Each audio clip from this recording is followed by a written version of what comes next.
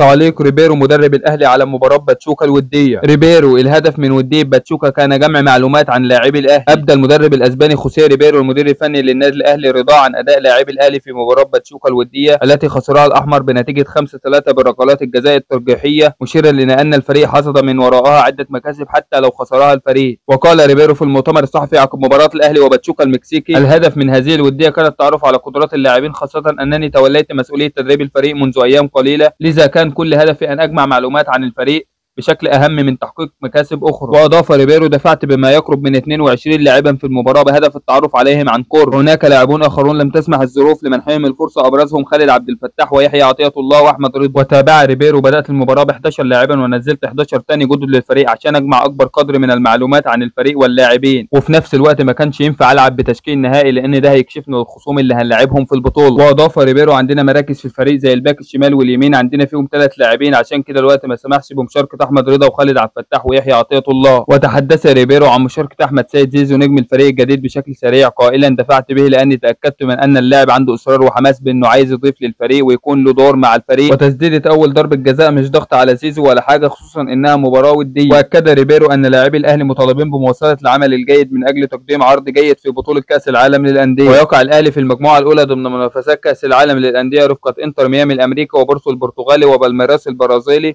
ويبدأ الأهلي منافساته في كأس العالم للأندية بمواجهة إنتر ميامي الأمريكي بقيادة الأسطورة الأرجنتينية ليونيل ميسي يوم 14 يونيو، ثم يلعب مع بالميراس البرازيلي يوم 19 يونيو، ويختتم المارد الأحمر مباراته في دور المجموعات بمواجهة بورتو البرتغالي يوم 23 يونيو. ويشارك الأهلي في منافسات بطولة كأس العالم للأندية للمرة العاشرة في تاريخه، بعدما سبق وخاض منافسات البطولة 9 مرات بنظامها السابق، حقق خلالها الميدالية البرونزية في 4 مرات في أعوام 2006 و2020 و2021 و2023.